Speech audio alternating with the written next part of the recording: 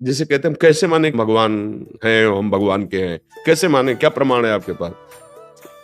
अध्यात्म कोई प्रमाण की वस्तु है क्या? वो अनुभव की वस्तु है, अनुभूत विषय। वो कोई प्रकृत राम अतर्क बुद्धि मन बानी, जो मन बुद्धि के अतर्क है उसे कैसे हम प्रमाणित करें? पर पिता का ये पुत्र है तो उसमें कुछ गुण मिलते होंगे, स्वभाव मिलता होगा, तो पहचाना जा सकता है कि तुम अमुक के लड़के हो क्या? बोले कैसे पहचाना? बोले कुछ स्वभाव मिलता है। तो जैसे हमारे अंशी जो है प्रभु, वो अविनाशी है, तो हमारे अंदर एक चाहत है कि मैं मरूं नहीं कभी, है ना? सबके अंदर है ना, मैं मरूं नहीं, इसका मतलब मैं प्रभु का अंश हूं। दूसरी बात, हमारे प्रभु आनंद राशि है, हमारे अंदर ये चाहत है कि मुझे कभी दुख न मिले, सदैव आनंद ही आनंद है ना, चाहत सबके अंदर, तो हम है ना प्रभु के अंश।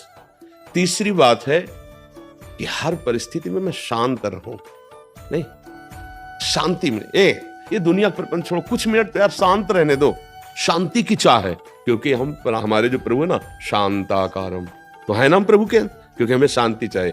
चौथी बात, हम सबसे बड़े बनना चाहते हैं, नहीं बनना चाहते। विद्वान तो सबसे बड़े विद्वान, पहलवान तो सबसे बड़े पहलवान, और चोर तो सबसे बड़े चोर, हिंसक तो सबसे बड़े हिंसक, मतलब जो जहां है वो सबसे बड़ा बनना चाहता है। क्यों? क्योंकि सबसे बड़ा जो है उसका वो बच्चा है प्रभु का, अजय अविनाशी अद्वितीय, उसी का वो अंश है, इसलिए उसके अंदर आता है मैं सब पर विजय पाऊं, जिस डिपार्टमेंट में हूं जाऊं, सबसे बड़ा बन जाऊं। ये कुछ लक्षण ऐसे बताते हैं कि तुम प्रभु के अंश हो। बोलो सबकी मांग है ना, ये पूरा प्रयास इसी के लिए है कि नहीं? ये चार बातें अपने जीवन में देखो, सबका प्रयास, विद्वान मूर्ख बेविचारी इंद्रिय जीत, जो भी जहां भी जैसा भी, ये चार बातें सबकी मांग है। मैं अविनाशी हो जाऊं, मरूं नहीं, मुझे कभी दुख न मिले, सदा आनंद में रहूं, मैं कभी अशांत न हूं, शांति प्राप्त हो, और मैं सबसे बड़ा बन जाऊं, है ना? ये चारों बातें प्रमाणित करती हैं कि मैं भगवान का बच्चा हूं, क्योंकि ये भागवतिक लक्षण है, और अनुभव करो तुम्हारे अंदर ये है कि नहीं है, इसका मतलब तुम भगवान के अंश हो। और ये चारों बातें जगत में नहीं मिलेंगी, ये जगदीश में मिलेंगी। जगत में तुम चाहे जितने बड़े बन जाओ, तुम्हारे बाप कोई न कोई है किसी भी डिपार्टमेंट में, कहीं भी आपकी पहुंच नहीं, लेकिन आपसे बढ़कर है, विद्या में तो, गुण में तो, बल में तो, क्योंकि वो अनंत है। इसलिए खोजते चले जाओगे तो एक महाबलशाली मिलेगा जिसके बल के आगे किसी का बल नहीं। जाके बल लवलेश से जीते चराचर धार, वो प्रभु जिसके एक लव मात्र बल से चराचर जगत पर विजय प्राप्ति की। अरे दस्तंदर, मैं उनका दास हूं जिनकी प्रिया का अपहरण करके तू लाया। वो महाबल, वो महाज्ञान समुद्र, वो महारूप समुद्र, जो भी जैसे हमारा परम लक्ष्य है भगवान की प्राप्ति। ज्ञानी जन जिससे आत्मा कहते हैं, योगी जन उसे परमात्मा कहते हैं, भक्त जन उसे भगवान कहते हैं, प्रेमी जन उसे अपने प्यारे लाडिले कहते हैं। उनके ये सब शब्दावली हैं, जिस रूप में चाहो, जैसे चाहो, ये यथामम प्रपद्यन्ते तास्तथैव भजामि। जैसे ये भगवान का प्यार देखो, जैसे चाहो, आज चाह रहे हो ना पत्नी रूप में, वही बना है, पुत्र रूप में वही बना है, जो तुम दृश्य देख रहे हो भेद में वही बना हुआ है। मत्ता परतरम नान्यत् किंचित् अस्ति धनंजय, मैं ही मैं हूं, मैं ही मैं। अब बस ये कि तुम चाहते क्या हो। अगर तुम विषय चाहते हो, जगत चाहते हो, तो और कोई नहीं, कृष्ण ही बना हुआ, कोई नहीं, किंचन मात्र। वेद कहता है सर्वम खलमिदम ब्रह्म नेनानास्ति, तो फिर जब किंचन मात्र कोई और है ही नहीं, तो विषय भी तो वही बना है, पर ये तुम जानते नहीं हो, इसीलिए तुम भोक्ता भाव किए हो, यही तुम्हें फंसाए हुए हैं। इसलिए मन वचन कर्म से गुरुजनों का आश्रय लेकर उनके अमृतमय वचनों का हम आदर करते हुए श्रवण करें, मनन करें और आचरण में उतारें, तो परम लक्ष्य की प्राप्ति निश्चित, क्योंकि वो है, प्राप्त है, केवल अनुभव करना, सच्ची बात। उसको उपजना नहीं, कोई साधना की उपज नहीं, परमात्मा ज्ञान या परमात्मा प्रेम, वो है। जैसे प्रेम है, वही प्रेम हमारा देह में है, देह संबंधियों में है, भोगों में है। भगवान का प्रेम कैसे जागृत होता है? सबकी ममता ताग बटोरी, वो मम पद मन बांध बटोरी, वही प्रेम है ना।